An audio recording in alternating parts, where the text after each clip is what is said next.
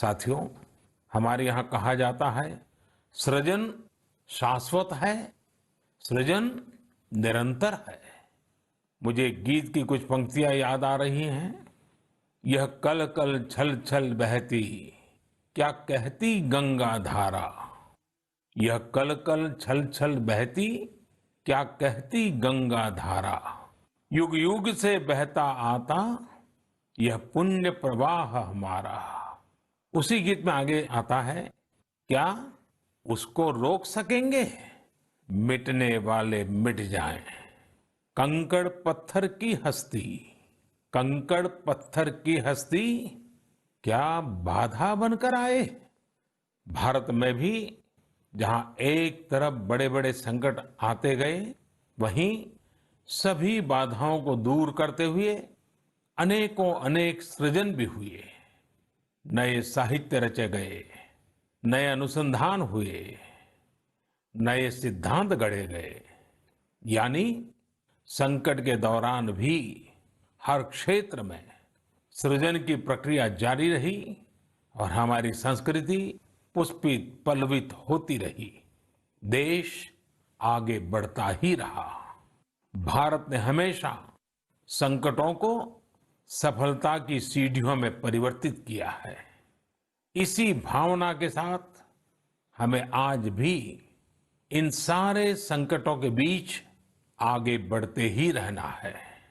आप भी इसी विचार से आगे बढ़ेंगे, 130 करोड़ देशवासी आगे बढ़ेंगे, तो यही साल देश के लिए नए कीर्तिमान बनाने वाला साल साबित होगा। इसी साल में देश नए लक्ष्य प्राप्त करेगा, नई उड़ान भरेगा, नई ऊंचाइयों को छुएगा। मुझे पूरा विश्वास 130 करोड़ देशवासियों की शक्ति पर है, आप सब पर है, इस देश की महान परंपरा पर है।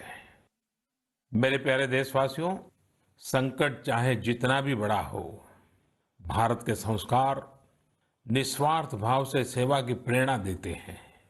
भारत ने जिस तरह मुश्किल समय में दुनिया की मदद की, उसने आज शांति और विकास में भारत की भूमिका को और मजबूत किया है।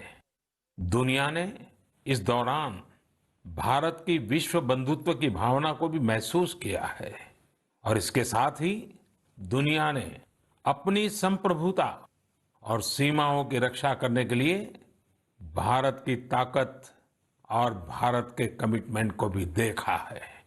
लद्दाख में भारत की भूमि पर आंख उठाकर देखने वालों को करारा जवाब मिला है।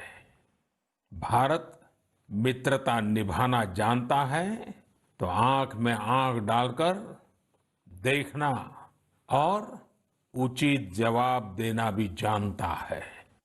हमारे वीर सैनिकों ने दिखा दिया है कि वो कभी भी मां भारती के गौरव पर आंच नहीं आने देंगे। साथियों, लद्दाख में हमारे जो वीर जवान शहीद हुए हैं, उनके शौर्य को पूरा देश नमन कर रहा है, श्रद्धांजलि दे रहा है।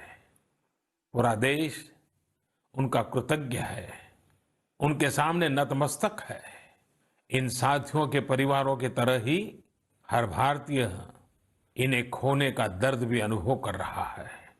अपने वीर सपूतों के बलिदान पर उनके परिजनों में गर्व की जो भावना है, देश के लिए जो जज्बा है, यही तो देश की ताकत है।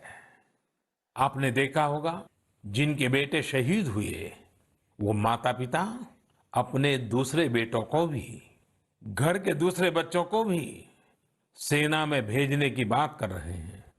बिहार के रहने वाले शहीद कुंदन कुमार के पिताजी के शब्द तो कानों में गूंज रहे हैं।